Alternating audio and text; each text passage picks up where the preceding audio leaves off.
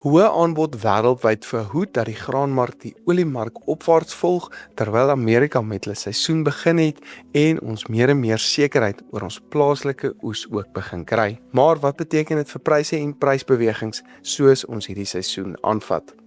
Ons kyk na hierdie en meer in hierdie week se John Deere graanmarkoorsig wat met trots aan jou gebring word deur John Deere en Zematic Irrigation Systems.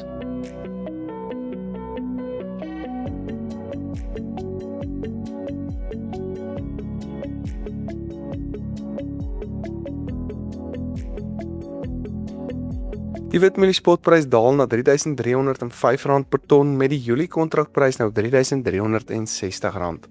Die geelmelie spotprys daal na R3,422 met die Julie kontrakprys op R3,493. Die sojaboon spotprys daal na R6,975 met die Mei kontrakprys laer op R6,988 per ton. Die sonneblom spotprys het dan ook gedaal na R9,085 met die Mei kontrakprys op R9,190. Die koring spotprys daal na R5,812 met die Desember kontrakprys op R5,885. Die sorghum invoerpariteitsprys geland in Durban staan tans op R4,466, uitgedopte argentynse grondbone op R24,210 met die nuutste katoenprys wat styg na R10,460 per ton. As jy ons reeds volg op YouTube of op Facebook, baie dankie. Jy maak hierdie werk vir ons regtig moontlik. Maar as jy nog nie, maak asseblief gou seker dat jy ons wel volg. Dit kos jou absoluut niks nie, maar dit help ons om week na week hierdie onafhanklike landbouanalises en markinsigte met jou te kan deel.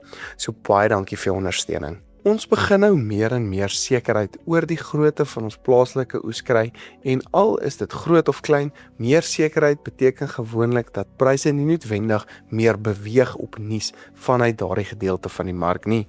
Maar ons sien wel dat ons nou 'n groot oes in Suid-Afrika en in Suid-Amerika verwag en dat voorraadvlakke wêreldwyd geweldig hoog bly en kere dat pryse regtig in 'n sterk opwaartse tendens kan bly.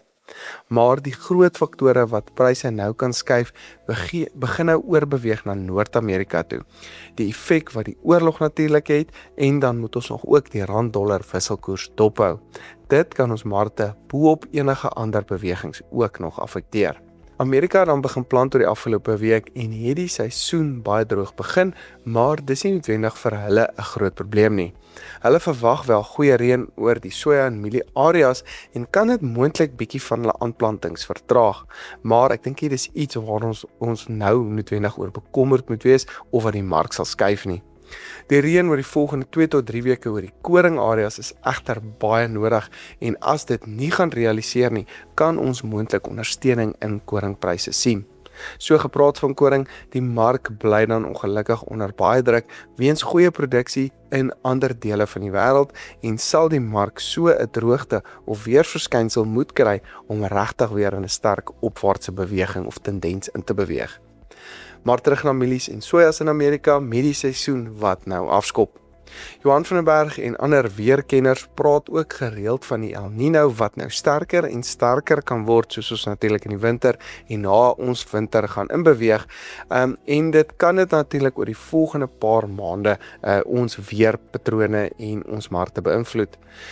Dit beteken natuurlik koeler en natter weer vir Amerika en dis verwag meeste kommentators daar dat ons nie probleme hierdie seisoen met hulle reën en oeste gaan hê nie, wat dis pryse vir ons huidige seisoen ongelukkig verder onder druk kan hou, veral vir geelmielies en sojas. Amerika het dan ook hulle aanplantingsintensies verslag uitgebring laasweek wat dui op 'n bietjie minder mieliehektare en meer soja hektare vir die komende seisoen. Baie interessant, die graanmarkte het nie noodwendig die oliemark ook dan opwaarts gevolg soos wat almal gedink het 'n paar weke terug nie en dink ek dis oor hoe groot die aanbod wêreldwyd vir mielies en sojas bly en hierdie markte wat dan onder druk bly as gevolg daarvan. Daar is dan boonop die effek wat die oorlog op veral kunsmispryse het, wat dalk kan beteken dat nog meer sojas geplant kan word, aangesien mielies natuurlik 'n baie duurder insetkoste struktuur het. Hou die fondse se posisies ook dop. Mielies en sojas is steeds lank wat dui op 'n bullish report met koring bietjie kort wat by dui meer bearish. Die vloei van die fondse se posisies het ook 'n groot impak op die markte se bewegings. So ons sal julle ook op hoogte hou soos dit dan verander. OK, met alles aan aggeneem, lyk dit of aanbod hoog gaan bly hierdie seisoen vir mielies en sojas en pryse wat dan onder druk kan bly, veral as ons diepsee uitvoere dan ook van ons plaaslike mark moet sien. So, as ons enige rally in pryse weer sien as gevolg van die oorlog of enige ander faktore, sal ek dit wel gebruik om risiko vir hierdie seisoen te probeer beperk. Wat egter nou in my agterkop begin inkom, is die effek wat die El Niño, die minder aanplantings veral vir mielies in Amerika, die hoër kunsmispryse wat ook minder aanplantings kan beteken en steeds uitstekende wêreldvraag na mielies kan hê op mieliepryse, veral wit mieliepryse vir die volgende seisoen. Dit kan weer 'n baie interessante seisoen wees en dalk ons weer in 'n hoër pryssiklus insit en dan beteken ons het dalk so 'n bietjie meer winsmarges vir volgende jaar. Maar vir nou en hierdie seisoen dink ek gaan die mark steeds onder druk bly as gevolg van hierdie hoë aanbod en goeie produksietoestande en sal ons dan 'n oog moet begin hou op wat volgende jaar aangaan.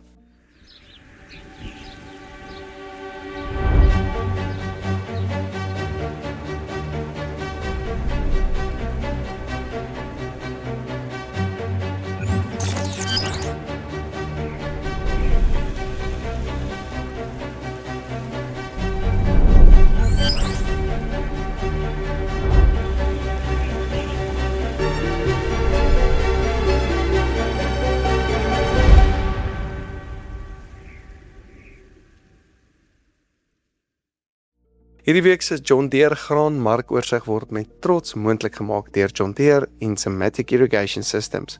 Baie dankie dat jy ingeskakel het en sien julle weer volgende week.